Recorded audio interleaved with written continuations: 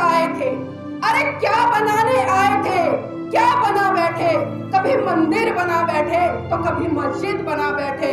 अरे हमसे तो अच्छे वो परिंदे हैं जो कभी मंदिर पे जा बैठे तो कभी मस्जिद पे जा बैठे। साथियों, मेरी पंक्तियों का मतलब आप साफ साफ समझ गए होंगे, क्योंकि यहाँ पर तमाम बुद्धिजीवी वर्ग बैठा है, क्योंकि जिस तरह से विषय दिया गया है कि राष्ट्र के निर्माण में परम पूज्य बाबा साहब का योगदान, उनकी भूमिका क्या है।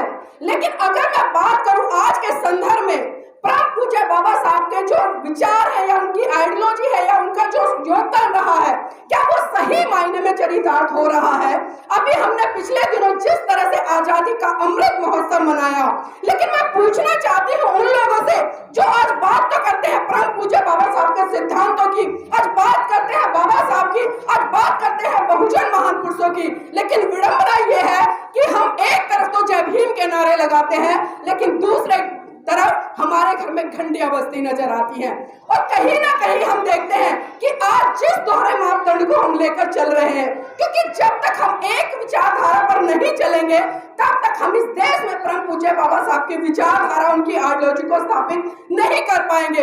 तमाम सरकारों ने, हमने देखा कि आजादी के 75 साल के बाद से अगर मैं आज तक की बात करूं, परम पूज्य बाबा साहब की मूर्तियां सबने लगाई, परम पूज्य बाबा साहब की तस्वीरें सबने लगाई, लेकिन जब उनकी विचारधारा को फलीभूत करने की बारी आई या उनकी विचारधारा को सही तरीके से पढ़ाने की बारी आई, तो आज तक 75 साल में एक भी सरकार ऐसी नहीं रही जिसने परम पूज्य बाबा साहब की विचारधारा को पढ़ाने का काम किया।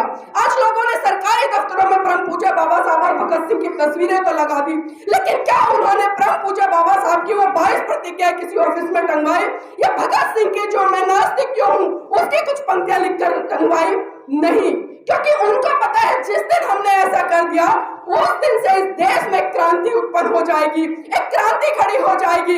आज हम बहुत बड़ी बड़ी बातें तो कर लेते हैं, लेकिन साथियों सच्चाई ये है कि जब परम पूज्य बाबा साहब या बहुजन महान पुरुषों को सही रूप से मनुसात करने की बारी आती है तो हम उसमें बहुत बड़े स्तर पर फेल होते नजर आते हैं। और ये बातें मैं इसलिए कह रही हूँ क्योंकि परम पूज्य बाबा साहब के 2 सपने थे। आप सभी जानते हैं कि एक तरफ तो परम पूज्य बाबा साहब ये कहते थे कि मेरे भारत देश का जो बहुजन समाज है वो इसके देश की सत्ता पर काबिज हो, इस देश का हुक्मरान बने। दूसरा जो सपना था कि पूरा भारत बौद्ध में हो, लेकिन विडंबना है कि परम पूज्य बाबा साहब के जाने के बाद ना तो हम सत्ता में आ पाए और ना ही इस भारत देश को हम बौद्ध में कर पाए।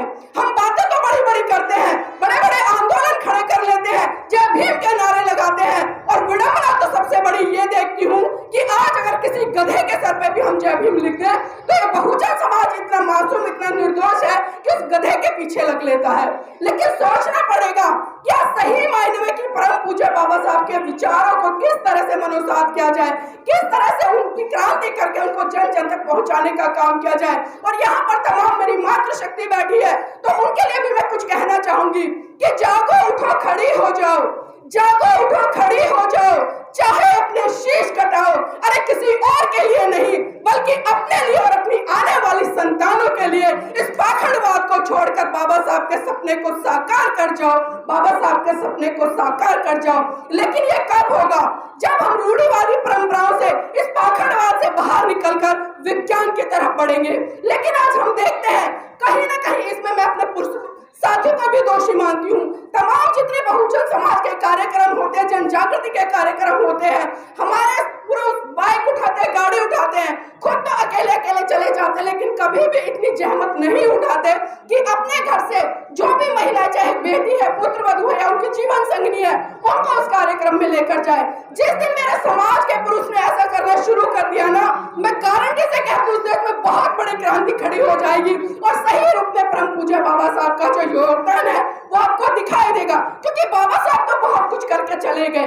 हम अक्सर करते हैं कि बाबा साहब ने ये किया, बाबा साहब ने वो किया, लेकिन आज साथियों सवाल खड़ा ये है कि हम क्या कर रहे हैं, हम क्या कर रहे हैं, हमारी नैतिक जिम्मेदारी क्या है, हमारी क्या ड्यूटी बनती है समाज के प्रति। अगर बाबा साहब या जितने भी तमाम महान पुरुष इस समाज में जन्मे, जिस तरह से उन्होंने अपना त्याग, समर्पण, बलिदान इस समाज के लिए किया, इस देश के लिए किया, इस राष्ट्र के लिए किया, अगर वो नहीं करते तो सही मायने में ना तो आज आप मेरे विचारों को सुन रहे होते और ना ही मैं अपने विचारों को आपको सुना रही होती। और योगदान की जो बात चल रही है, मैं छोटी सी एक घटना है बाबा साहब की समझिएगा उसको। साथियों, बात उस समय की है जब परम पूज्य बाबा साहब मुंबई हाईकोर्ट में प्रैक्टिस कर रहे थे। उनके पास अचानक खबर पहुंची कि साहब, आपका बेटा राजरतन बहुत बुरी तरह से बीमार है, अपने जीवन की अंतिम सांसें ले रहा है। यह बात सुनकर परम पूज्य बाबा साहब तुरंत घर को लौटे आए और जैसे ही उन्होंने राजरतन को गोद में उठाया, साथियों, राजरतन ने परम पूज्य बाबा साहब की गोद में दम तोड़ दिया।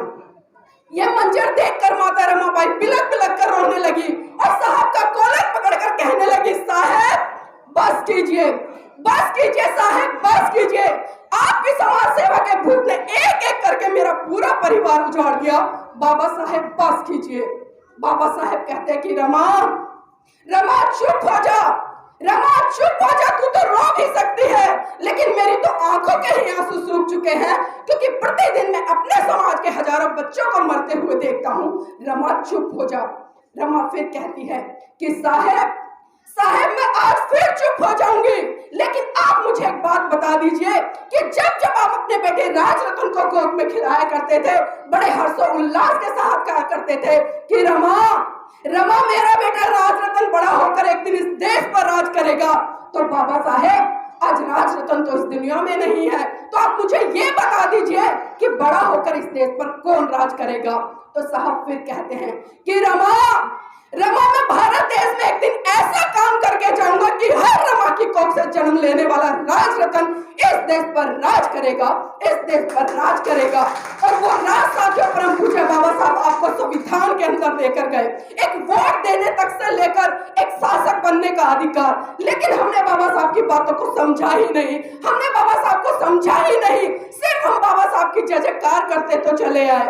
और साथियों, जिस तरह से आज का जो सिनेरियो आप उठाकर देख लीजिए, आज आप जाति के नाम पर, धर्म के नाम पर आज कितने अत्याचार, शोषण हो रहे हैं, बहुत बड़ा सवाल है। आज हम बात कर रहे हैं, चर्चा कर रहे हैं, आखिर इस चर्चा की जरूरत क्यों पड़ी?